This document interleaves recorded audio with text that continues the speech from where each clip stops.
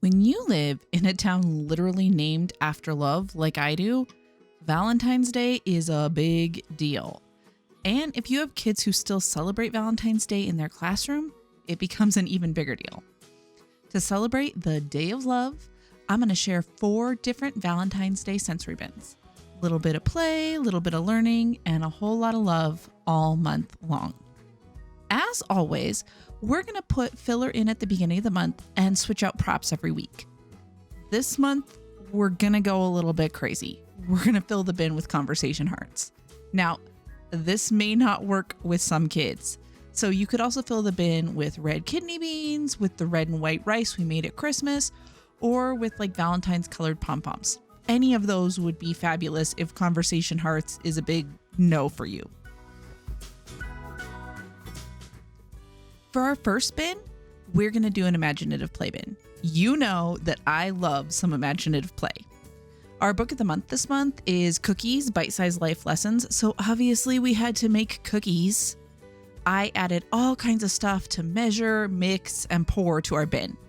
Now, not only is this one great for imaginative play, it's also good for fine motor control, and it's a good volume exploration. Like, which of these 2 cups holds more? How much more? How do you know? All kinds of questions and explorations you can do just by adding some measuring cups. And it's just fun. Doing a color sorting activity is kind of a no-brainer with conversation hearts. I put out a yellow, an orange, and a green container, and we sorted by color. Just putting out the 3 containers served 2 purposes. First, it saved a little space. If you're working in tight quarters, you'll take any space savings you can get. Second, it actually upped the difficulty a little bit. Now kids have to pick a heart, decide if it's one of our 3 colors, and then if it is, which container it goes in. I love adding tiny challenges like that just to stretch our brains just a little bit. Here's one of 2 sensory bins that you could easily make into centers this month. For this sensory bin, we're going to do a literacy activity.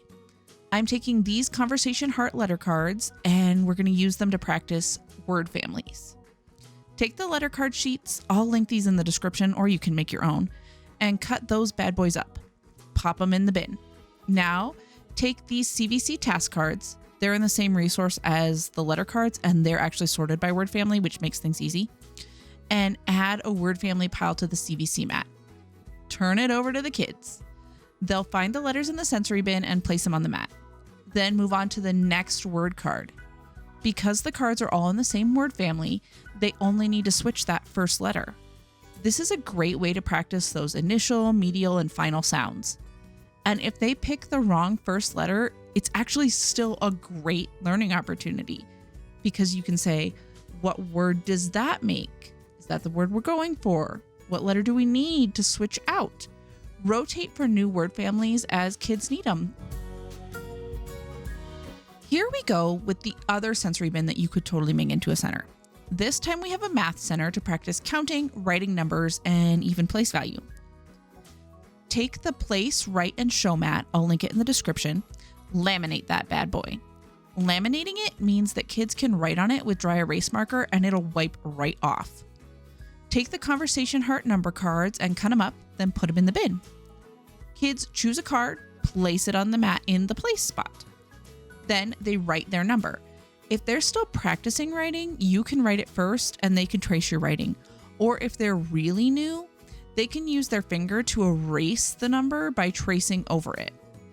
After writing the number, they're going to count out the correct number of conversation hearts. When they're ready for 2-digit numbers and place value, add in some 2-digit cards. This resource has cards up to 106, so you'll be covered on 2-digit numbers. Add in those double-digit cards and some big hearts. These are leftover from our Valentine's Day thumbprint craft. Now, place, write, and show by counting out those conversation hearts just like you would with the single-digit number. Once the hearts are counted out, trade 10 of the small hearts for one of the big hearts.